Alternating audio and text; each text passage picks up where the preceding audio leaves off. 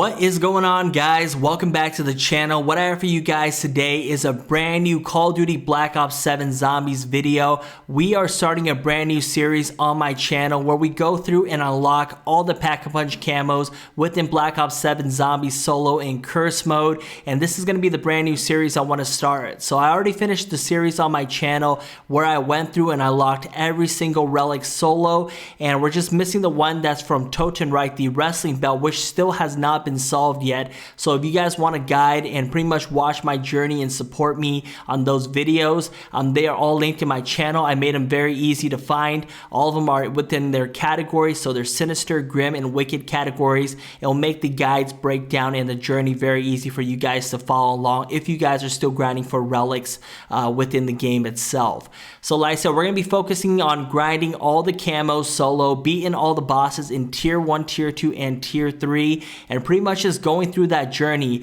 Like I said, right now we have, I think, roughly 12 camos that are available, 3 in each of the maps. So 3 in Ashes of the Dam, 3 in Toten, right, 3 in Paradox Junction, and 3 in Asher Malorum. So with the release of Season 4 coming very, very soon as well, pretty sure that Zombies map we get in the mid-season, we're going to see another 3 Pack-a-Punch camos as well for beating that particular boss on tier 1, tier 2, and tier 3. So this will be definitely a fun series to start on my channel and just pretty much share with you guys the process of grinding all these camos. So without further ado, let's hop right into it and get started with the first one.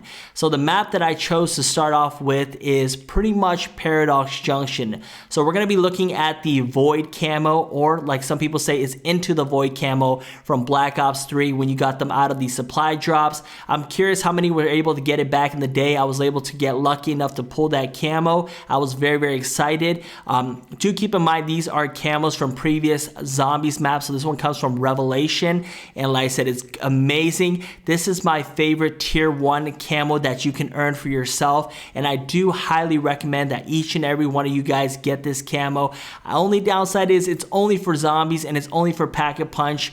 I wish that Treyarch would add these camos to multiplayer, because it would make everybody go into Zombies and go into Curse mode to grind them out. But maybe that's something that Treyarch might fix in the future, but we'll just have to wait and see. So pretty much gonna hop through, share with you guys the preview on a bunch of guns of what this camo looks like. Probably do about 3 guns, and I'm gonna put it on the actual map that you can get it on rather than mixing it up. Like I said, Paradox Junction is the map that you need to do or to grind out to pretty much unlock this, and you need to be on at least tier 1, and you must have had the Easter egg beat before you can even attempt this.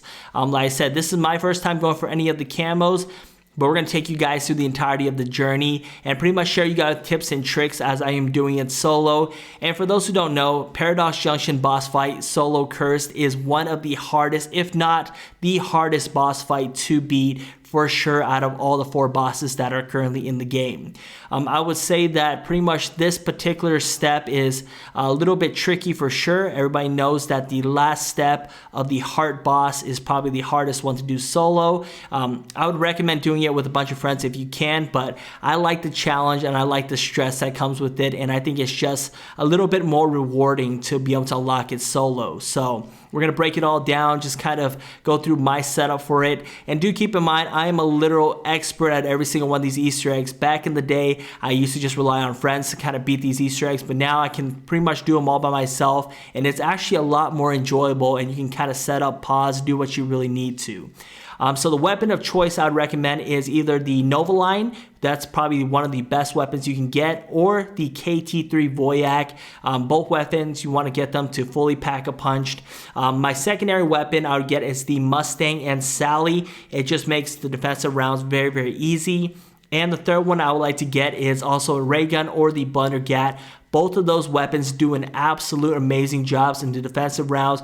Cashmeres are going to be your best friend. Power Keg, Max Ammo, Gobblegums, they will do you wonders as well. And last but not least, there is a specific Gobblegum that I run. It's like Support Guide or something. It gives you like an RCXD, a Mangler Cannon, and then also a Disciple Injection. I would highly, highly recommend running that.